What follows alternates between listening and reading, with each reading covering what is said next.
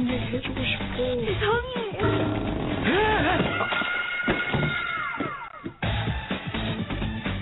남자한테 여자는 세 종류뿐이야. 이쁜 여자, 평범한 여자, 반품이야. 비계 띄고 처먹어 있냐나. 하나씩 일로 와. 저 넓은 데로 뒤로 이렇게 오지 그래. 그냥 와.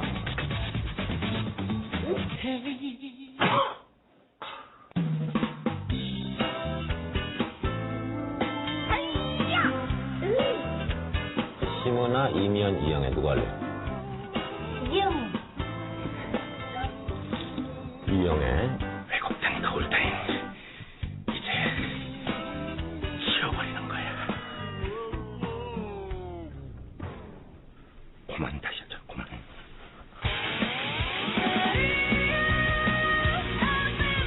미인이십니다. 200 Pounds Beauty is about Hannah, a backstage singer. She works as a voice double for a popular idol, Amy, who only dances and performs at concerts. Amy has fame and fortune as well as the esteem of her many fans, but the one thing she can't get, Sung-joon, her agent, like romantically. She likes the guy, or at least wants him to like her for more than what she is.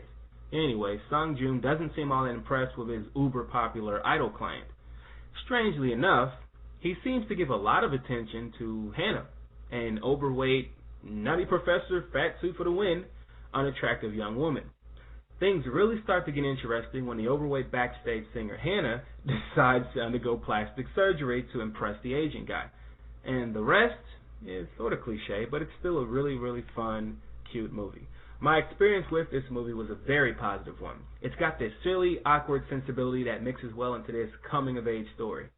Why is it coming of age? Because it's all about accepting who you are. Hannah, the backstage singer, wants to be loved for who she is, but is willing to do whatever it takes to get Sung-ju to notice her. The rest of the movie deals with Hannah trying to adjust to her new life as a budding starlet, the relationship with Sung-ju, and the burden of having to keep her operation a secret from him. I could really feel for Hannah. Even after her procedures to become pretty, her confidence and self-esteem take longer to build. At first, it's because she's unsure whether she'll be able to keep her secret, and later, her desire to sing begins to fade when she becomes popular due to her secret. So it's sort of a weird, unforeseen result there. She never feels like she's Hannah, and it's hard for her to keep up the facade. At some points in the movie, she begins double speaking, horrified by the idea of Sung-ju or someone else discovering her as a fake. However, the movie doesn't become dark, brooding, or anything like that. It remains light and sweet. We see Hannah struggle, but we're never allowed to dwell on it because the movie wants us to always remember that there is still hope. Why would I say something so cheesy? Cheesy analysis. Well, the one thing Hannah, now Jenny, has going for her is that she can sing. That's right, folks. She can really, really blow. Well, at least better than anyone in this picture. I mean, Amy is terrible. Anyway, even from the beginning, we're all made to hold the one truth as clear as day in this movie. She has great potential, and in her own way, Hannah, even before the surgery, is very beautiful. Yeah, I'd recommend this movie. Date night, it's pretty clean, save a few harsh swear words at the beginning. There's no gratuitous sex. What a concept. There's no screaming matches in public, it's just all heart. There's a lot of heart in this movie, and it rings through with the solid supporting cast, the sweet, silly tone, and the good all-around performance from the lead. It isn't perfect by any stretch, but it doesn't strive to. Full circle, 200 Pounds Beauty does really well with what it's given. For to set the mind on the flesh is death, but to set the mind on the spirit is life and peace. Romans chapter 8, verse 6. Alright, so this is Screen Vision's Movie Block Podcast. I'm Desmond Childs. I really appreciate you guys checking out the show. Again, svmovieblog.wordpress.com. Also the email address, otacasradio@gmail.com. That is radio@gmail.com. Send me questions, comments, whatever. You guys got something you want me to watch? Let me know about it. When we come back from the song break, I'm going to get out an email, and also I'll discuss a couple of the new movies that I'm going to be discussing, redundantly saying this here, but I will talk about some of the movies I'll be, showcasing on the show in the future. All right, so SB Movie Blog back in a second.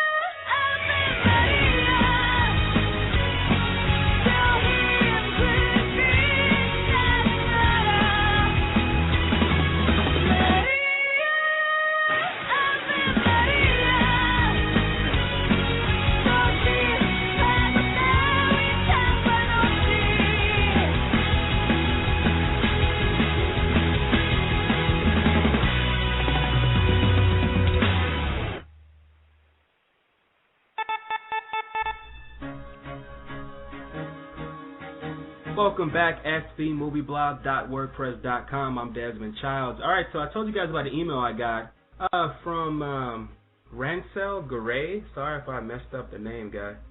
Really awesome site, the Eradicator Reviews. Way cooler site than mine is. He says, cool site you have here. I am a big fan of Asian cinema and anime as well. I have some reviews of some anime movies such as The Neighbor No. 13, Gozu, Ichi the Killer, Vampire Hunter D, Ip Man, Enter the Dragon, Flashpoint, Blood the Last Vampire, and The Great Yokai War. I will be adding more soon. You can check them out at my site, The Eradicator Reviews. I also got a guy that said he wanted me to check out The Neighbor No. 13. Now, I actually have seen that movie, but it was during my Otakast days with Freak and RJ. So I would have to go back and I think we recorded an episode about it, but I would totally have to go back and watch the movie again. I'm pretty sure it made me cringe, not necessarily because it was awful, but I'm just not a huge fan of gore. So unless I'm mistaken, that is one of those gore fest movies quote unquote, that I was not too keen on having to review, even back in the Otacast radio days. So there you go. Thank you guys for listening. Thanks to Ransel Garay and the Eradicator Reviews for the nice comment. I know I am super late. He sent that in May. How about that? The people who were recommending the number 13, the neighbor number 13, sent theirs back a couple days ago, so I wasn't too bad on theirs. Again, svmovieblog.wordpress.com, otacastradio@gmail.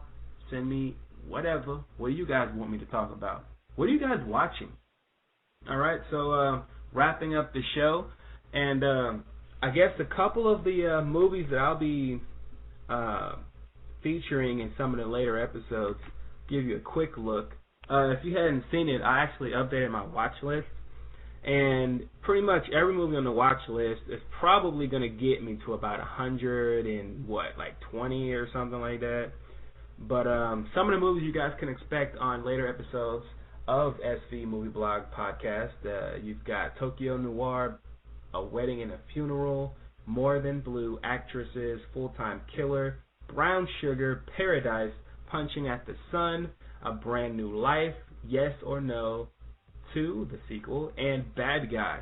There's probably going to be one more that I'm going to have featured on some of the future episodes of the podcast. So you guys get ready for that. I'm getting ready. My body is ready. My voice is ready. But not today. Closing things out. Catch you guys on the flip side. Thanks for listening. Screen Divisions Radio and Notacast Network affiliate. Games, movies, life. Hey kid, what inspires you?